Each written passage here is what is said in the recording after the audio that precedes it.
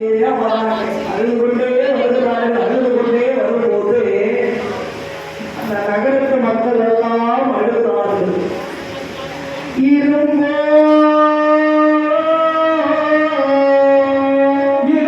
வெஞ்சமாமதற்கு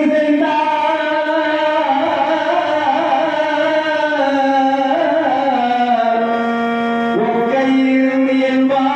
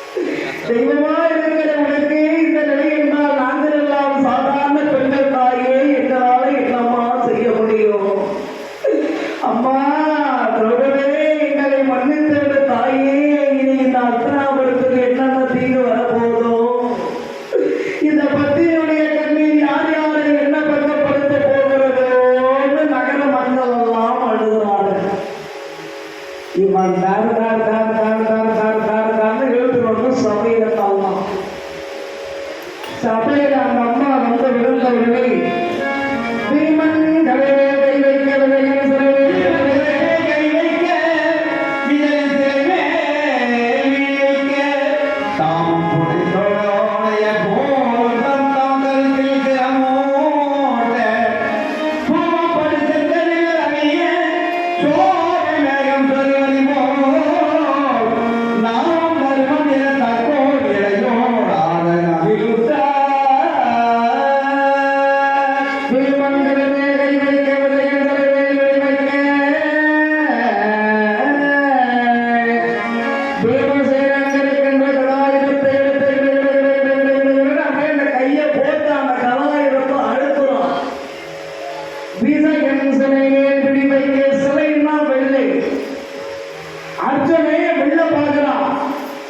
இந்த தர்மராஜா ஒரு வார்த்தை சொன்னா போதும் இந்த கதையை எடுத்து சொற்றை அடித்து துரியோதனாலே 3 பேர் கதை இங்கே விட்டுடுவனே தீர்மானலாம்.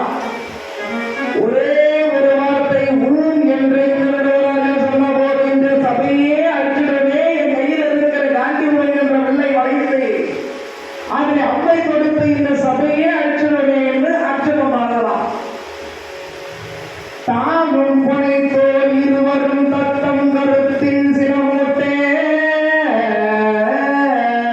சனாதேவர் அவர் கோபத்தாலே அடக்கி கொண்டிருக்கிறார்கள்.